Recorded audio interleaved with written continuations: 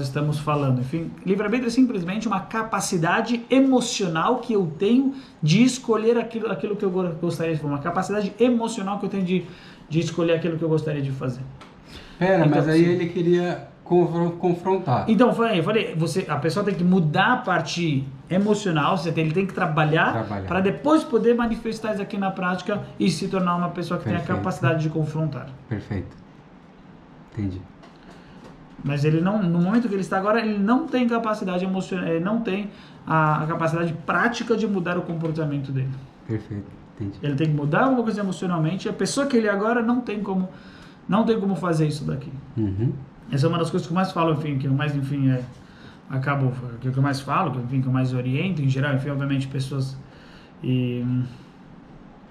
que a pessoa que você agora não tem como fazer isso daqui que você gostaria de fazer. Isso com relação a dinheiro, com relação a uma pessoa que gostaria, enfim, queria fazer muito mais dinheiro que ela faz. A pessoa que você agora não tem essa capacidade de fazer isso daqui, não é uma questão de livre-arbítrio. As pessoas falam porque você tem que se esforçar mais, porque você tem que...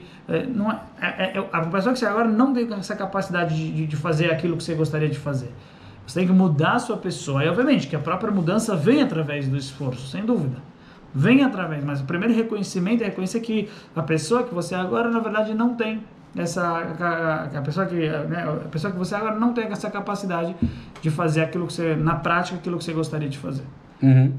Não é uma questão disso, você tem que se esforçar mais, você tem que, enfim, colocar mais empenho, dedicação, enfim, óbvio, porque fica uma questão, é a pessoa que você, que no momento não tem essa capacidade de fazê-lo. Não é uma questão, eu vou... aí você vai mudando, você vai crescendo, vai mudando aquilo que você é dentro de você, e isso vai te capacitando para que você tenha uma conduta, um comportamento que vai te levar aonde você quer chegar. No resultado mas final. No resultado final, mas não agora você falar, então, não é uma mudança prática, vamos chamar assim, é uma mudança que ela vai ter uma mudança interna. Uhum.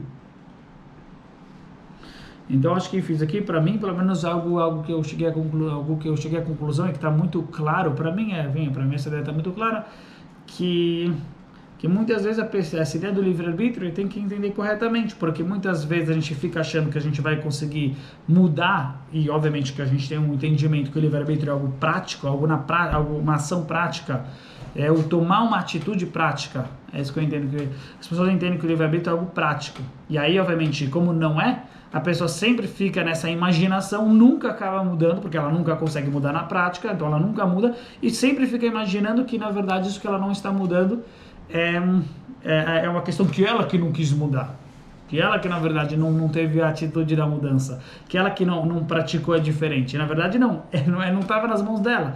Ela acabava sempre fazendo a coisa errada, enfim, tomando a atitude errada, né? A prática continuava, e ela achando que ela tem a capacidade de mudar, então com relação a ela achando que ela tem a capacidade de mudar no sentido prático, sem mudar, enfim, o lado interno, já que ela entende que o livre-arbítrio é algo prático, alguma ação prática, então aí ela acabando vivendo assim, sempre... Indo a lugar nenhum.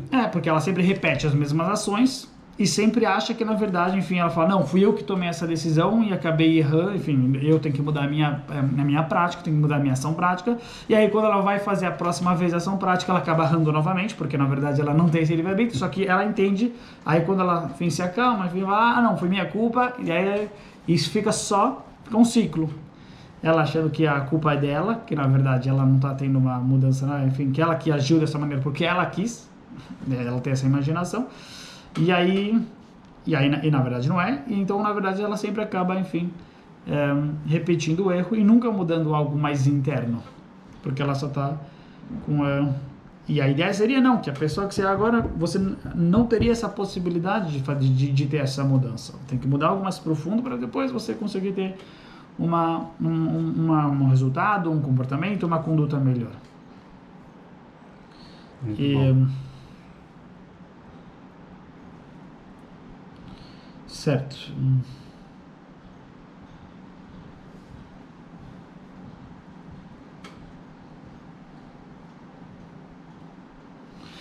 Então não é uma questão de... Certo, isso não é uma questão de esforço, eu não sei se vai ficar óbvio mesmo. Enfim, nisso contém, né, nessa ideia, enfim, algumas, obviamente, como a gente fala, variações, enfim, alguns detalhes, mas não é algo muito mais profundo que tem que ser mudado. Não é uma questão de esforço, não é uma questão prática, não é uma questão externa. Eu tenho que me esforçar, eu tenho que ter... É uma questão mais interna que a pessoa tem que ter essa mudança. Automaticamente as coisas vão ser feitas de maneira diferente. Para mim adiantou muito, porque tinha uma visão equivocada com relação ao livre-arbítrio e agora está mais claro. Não, certo. E eu realmente estava completamente... Eu tinha uma visão, né, de estudos pretéritos, só que ainda assim era confuso. Então agora clareou mais para poder entender que... E o que é muito interessante, certo? Tá bom, legal. Obviamente que essa é uma visão, enfim, graças a Deus no judaísmo existem algumas visões, enfim, sempre. Certo, algumas visões, enfim, principalmente num tema como este, que é muito profundo. Uhum. Tem Maimônides que nos fala que, né, isso que a gente está falando, a princípio, talvez não segue diretamente aquilo pelo qual Maimônides ele é conhecido, que é, enfim, o livre-arbítrio, enfim, né, obviamente coloca só o livre-arbítrio direto e não traz talvez essa profundidade. Uhum. Enfim, então tem que ver se isso caminharia junto com essa ideia de Maimônides do livre-arbítrio, enfim, que não coloca, pelo menos da maneira que ele coloca, é só livre-arbítrio e ponto final. Mas sem dúvida que existe uma profundidade, enfim, com relação, acho que a isso próprio que Maimônides na realidade está escrevendo, enfim, os níveis, né? Em um certo nível, Maimônides quis dizer mais alárrico, então tem que seguir esse livre-arbítrio, mas no nível mais profundo da Kabbalah, da Hassidut, então tem isso que nós estamos com a ajuda de Deus tentando explicar. Uhum. E o que é muito interessante, que quanto mais determinista a pessoa é, nessa explicação que eu estou falando, mais livre ela é. Porque quanto mais ela entende que ela está, porque na verdade as decisões não são dela, e ela está presa em alguma coisa, isso faz com que ela se torne mais livre, porque ela sabe que na verdade a decisão não está sendo dela, por assim dizer, e ela tem então, ela se torna mais livre para poder escolher aquilo que realmente ela quer fazer. Enquanto a pessoa ela tinha entendimento que sou eu que decido, então ela está presa na verdade nesse sentimento de, já que ela não entende que essa decisão que ela está tendo é na verdade porque ela está presa, ela acha que realmente é dela, então aí realmente ela está presa naquela vontade. Já que ela acha que aquela vontade realmente é dela, isso próprio faz com que ela esteja presa naquela vontade. Certo? Que ela quer aquilo. E agora que ela entendeu que na verdade aquela vontade não é dela, mas sim é uma vontade determinista, então isso faz com que ela se liberte daquela vontade. Uhum. Isso faz com que ela não esteja presa naquela vontade.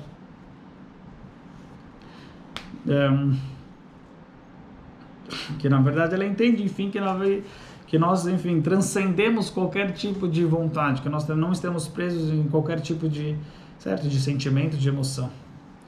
E justo o que traz isso é justamente o que traz o sentimento de liberdade, por assim dizer, quer dizer, que a pessoa não está vinculada, não está presa em nenhum sentimento, em nenhuma emoção, mas sim somente no Criador. É justo o entendimento, enfim,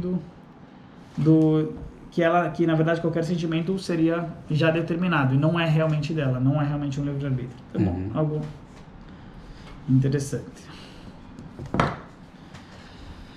E aqui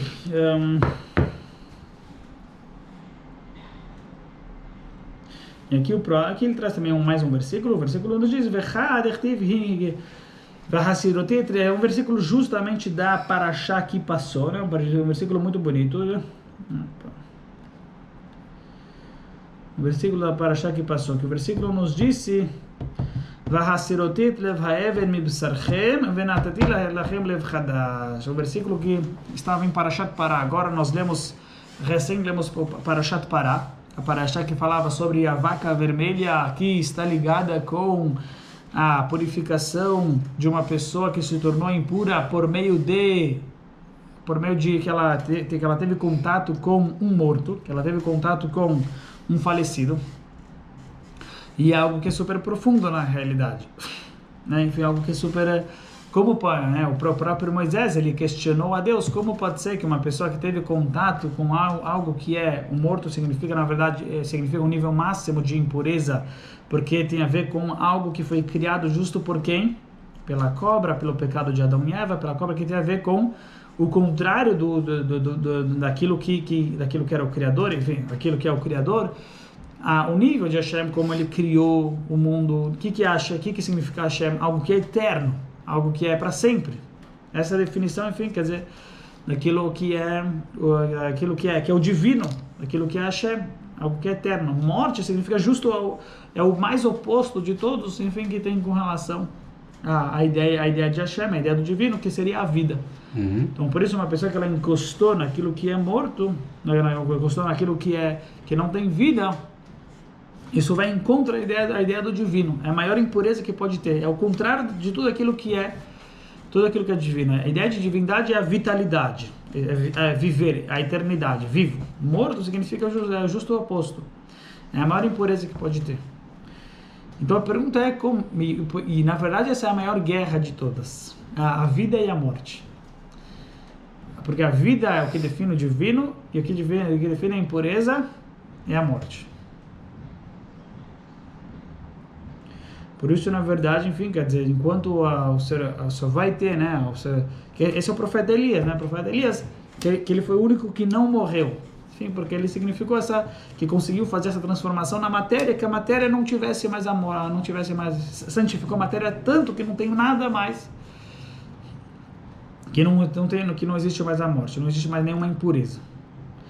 Mas enquanto nós estamos aqui num nível que ainda existe a morte, porque na verdade isso é o oposto ainda do divino. E é o nível máximo, fica o nível porque é o nível máximo de impureza, porque significa o mais oposto do divino, é a definição do oposto do divino.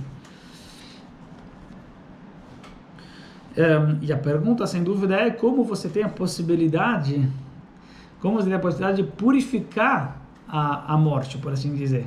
Alguém que teve contato com o falecido, então ele se purificou se purificou com a impureza da morte. Então, como é possível uma pessoa dessa se purificar? É justo o oposto daquilo que é, quer dizer, ou seja, não tem, menos palavras, não tem espaço no divino para a morte. Então, na verdade, teoricamente, uma pessoa já que não tem espaço no divino, para o quê? Para o que significa não tem? Todo o restante, o divino consegue melhorar, o divino consegue aperfeiçoar. É possível ter uma mudança, enfim, é possível ter, de alguma maneira, o divino ele tem capacidade. Então, outras impurezas, você ainda, por mais que são coisas ruins, mas o divino tem a capacidade, enfim, quer dizer, ele tem essa propriedade de poder elevar aquilo, transformar aquilo, enfim, mudança, melhorar e aperfeiçoar aquilo. Mas com relação à morte, que é justo o oposto, 100% antagônico e oposto do divino, então, uma pessoa que ela se purificou com a morte não tem possibilidade de purificar ela. É 100%, né? Não tem possibilidade de mudar, de transformar isso daqui. O divino não tem, por assim dizer, espaço para um tipo de impureza delas. Porque é justo o contrário. A santidade, o divino é justo o contrário. É a vida. Então, ele não dá espaço para a morte. Então, e purificar a morte significa, de alguma maneira, você está dando espaço para a morte. Você está dando essa possibilidade, enfim, está dando um certo espaço, enfim, para possibilidade, de alguma maneira, para a possibilidade da, enfim, como a morte ela pode de alguma maneira ser também aperfeiçoada, ela pode ser também benéfica, agora como ela pode ser purificada. Esse seria o sentido, né, da pergunta: como pode ser que Moisés fez para Deus, como pode ser que a morte vai ser purificada, como a gente pode encontrar, enfim, quer dizer, encontrar um espaço para assim, certo. Não, exatamente, pegar uma vaca vermelha, jogar sobre a pessoa, através disso ela se purifica da morte. A pergunta é como a gente pode purificar a morte.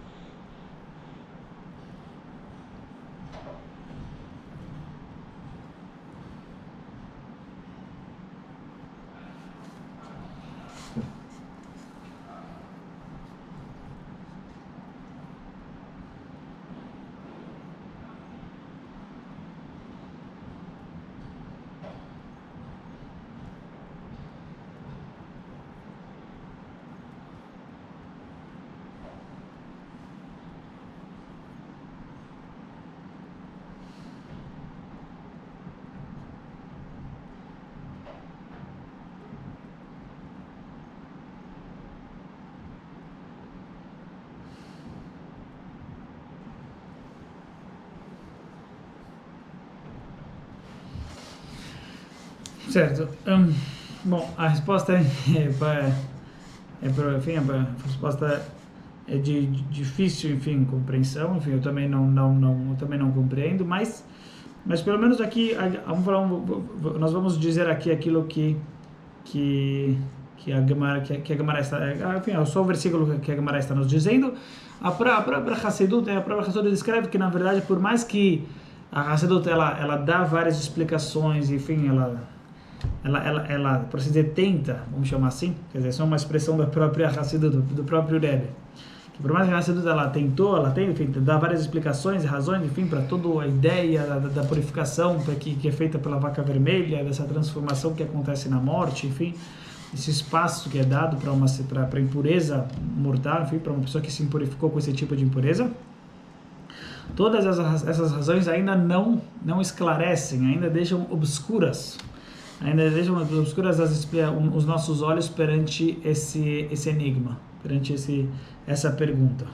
Porque, sem dúvida, enfim, de acordo com essa ideia filosófica que nós estamos falando, é justamente a pergunta mais profunda de todas, e sem dúvida entre o determinismo e o livre-arbítrio, existe algo que realmente muito profundo que a gente não consegue alcançar. Existe um paradoxo entre o livre-arbítrio e o determinismo que realmente o Baruch Hashem agora a gente falou, conversamos, explicamos, tentamos falar um pouco a respeito, mas existe algo realmente muito profundo que a mente humana não conseguiria entender como funciona realmente esse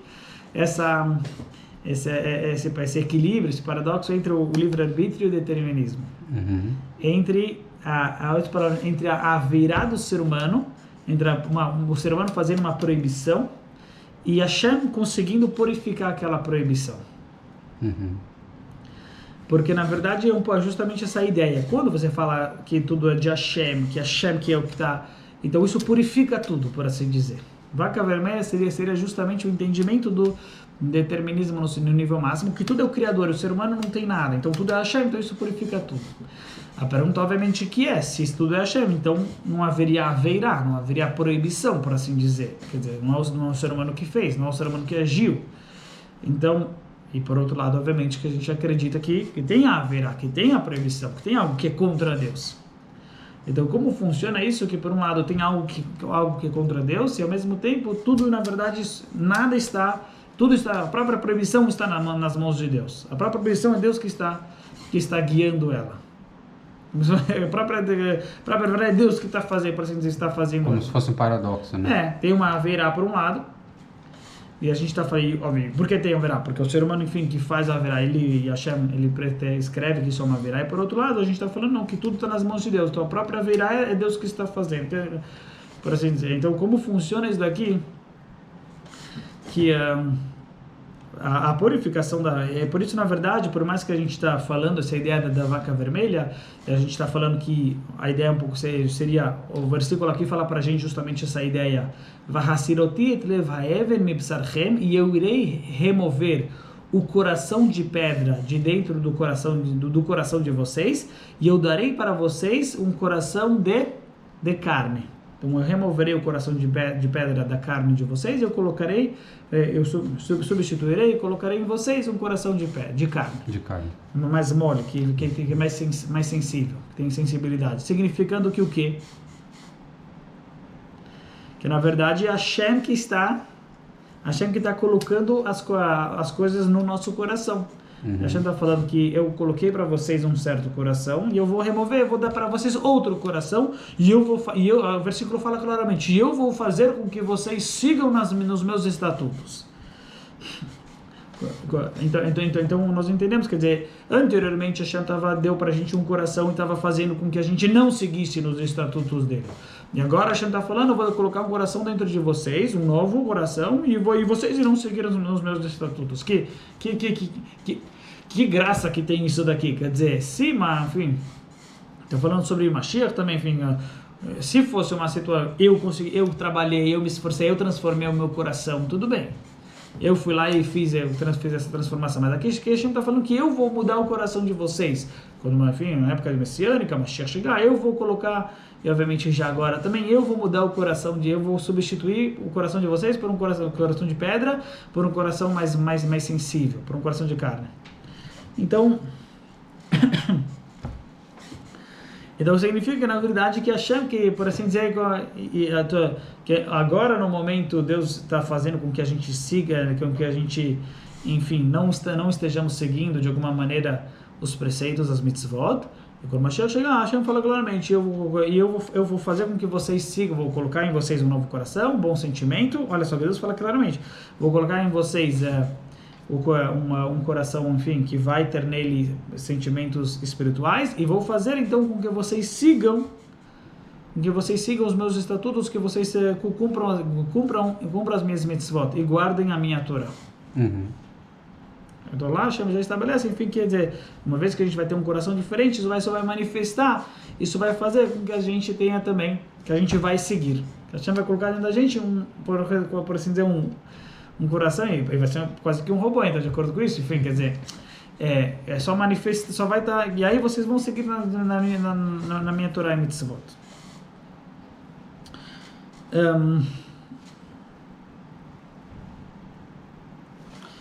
E isso significando, então, na realidade, que Hashem está falando, quer dizer, tudo depende daquilo, do coração que eu estou colocando de vocês, daquilo que eu estou guiando para que assim, enfim, assim esteja sendo, para que assim assim vocês manifestem a ação, manifestem a ação de vocês, para que assim vocês manifestem as atitudes de vocês, para que assim, enfim, a ação, para que assim vocês tenham a ação de vocês.